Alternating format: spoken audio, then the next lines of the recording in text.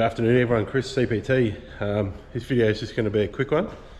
I'm pretty excited about this one. I'm going to not retire the VN, but park the VN up for a little bit as it needs a gearbox sorting out, as everyone that normally follows would have seen. Most of you might be able to pick what car I am excited about, especially after watching the Power Cruise video. I drove that drift car box, the green one, had a hell of a time in the thing. Drifting's very, very new to me. You got the bug. So this is the new car. So Brock personally owned this car for a little bit now. I think he sold it once, got it back. It's just been sitting there. Now myself and Brock own it. Cost Performance Tuning has bought it, so it's going to be another one of our drift cars.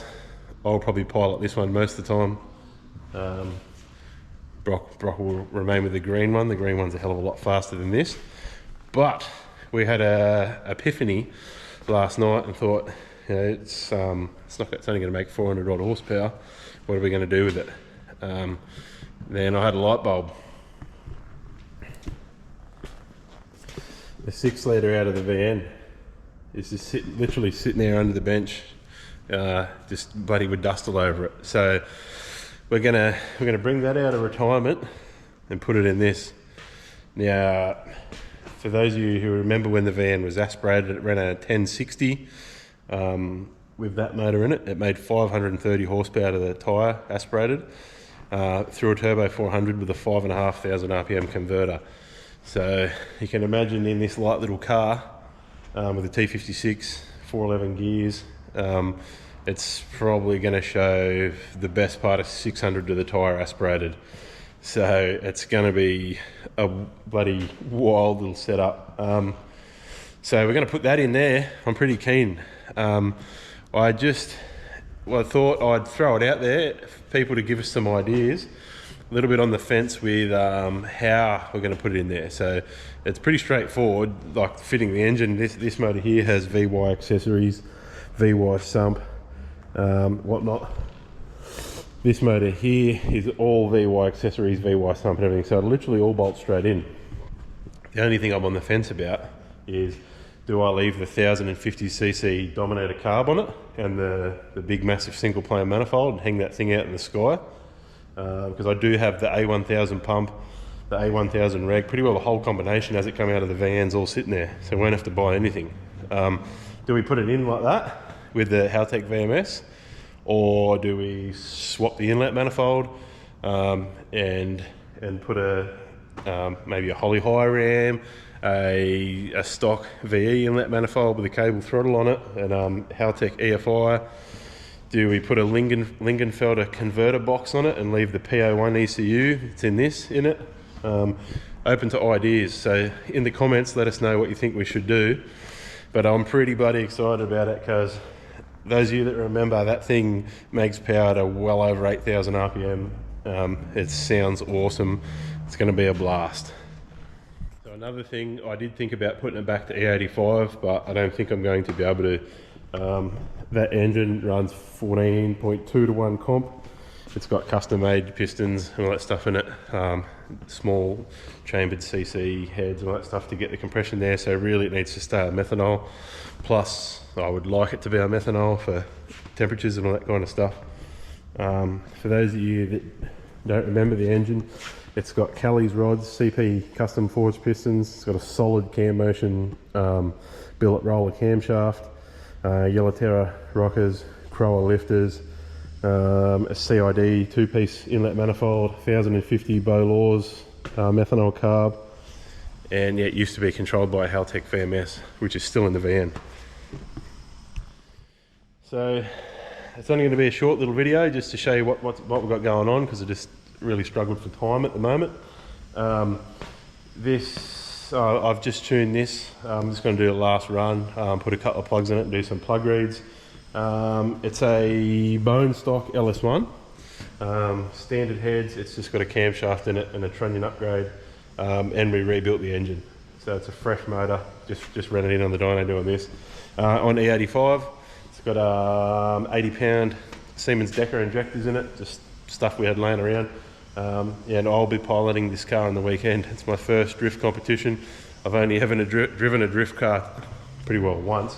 It was that thing at Eastern Creek. So I'm going to be thrown in the deep end, but anyway, it'll be pretty cool. So come down and have a look if you're doing nothing. Yeah, I just tuned it up. It made, what did it make? 424 to the hubs. So obviously, a heap of people are saying hub down at dynos read high. Yes, they do. On a roller dyno, it's probably only 400 horsepower. 400 horsepower light little car like this will be enough for the weekend at that rally track.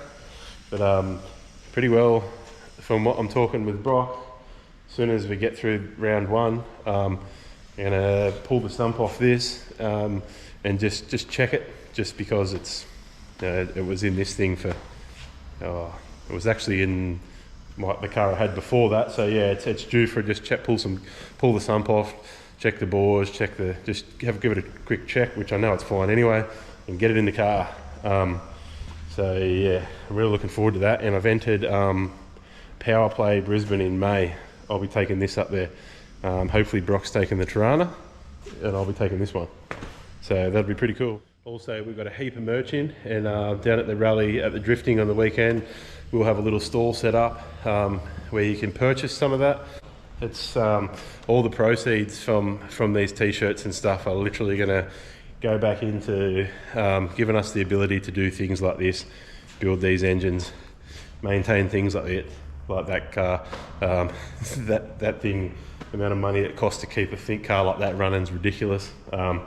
Which is up to us. That's what we choose to do, but we want to expand the little cost performance tuning culture, I suppose you call it, and continue to do bigger and cooler things. Like, I'd love to have a 1471 with a carbon fibre top fuel hat on that thing, like, in the future, and yeah, 1471 on the big block in that, or twin Pro Mod turbos, all that stuff. And I can guarantee you one thing, if we start turning over a little bit of money on the side with the merch and all that kind of stuff, it will, I promise you now, be all going back into building all these cars and trying to bring cool content for everyone to look at. Anyway, the merch, we've got the just the grey ones. Obviously they've got the logo on the front, like the ones that I normally wear. There's women's shirts. These colours are in the kids ones as well. So there's the pink, little snail's got a bow tie on it. There's the blue ones, they're pretty cool. The OGs, the bloody green cost performance tuning, and singlets. We've got a few different types of singlets as well, so we've got a fair bit of that stuff. So we'll have a little stall set up down at Raleigh on the weekend, so if you want to purchase any of that kind of stuff, come down, say good day and grab some of that. We'll also we've got a few hats and stubby coolers. So yeah, come down and and have a yarn, say good day, have a look, watch me make a bloody idiot of myself driving in a drift competition when I've never done it before. Anyway, it'll be good fun. Yeah, so it's only a quick little video. That's what we've got going on, that's what we've got coming up, and I'll catch you soon. Like I always say, thanks for the support.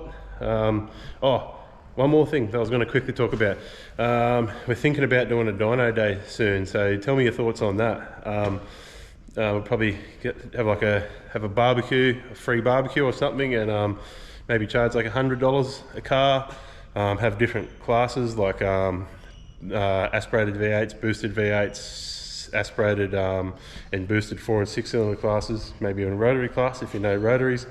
A little bit of prize money, probably nothing serious, but it'd just be cool to bring some tough cars down and shake them down on the dyno and hang out and have a couple of quiet beers and a barbecue. I almost forgot, I better put a sneaky little dyno run in here, so I'll throw a video in here.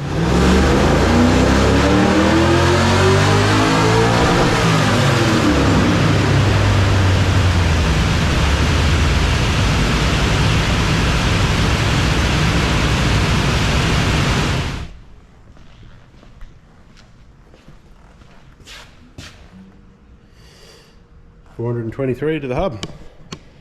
Not bad. Not before an event without a mad rush. I'm an absolute idiot because I'd never even sat in this car. Well, I tuned it, didn't pay any attention, didn't have the steering wheel on the thing. Put the steering wheel on it, jumped in it and went, whoa, I can't fit.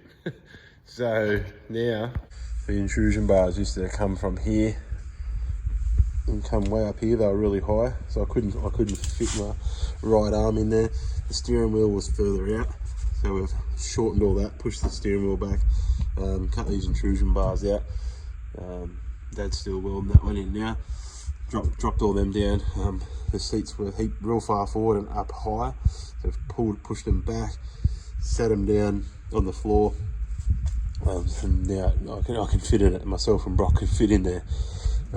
Talk about leaving it for the last minute. The whole idea behind doing this anyway is we mimic the green car.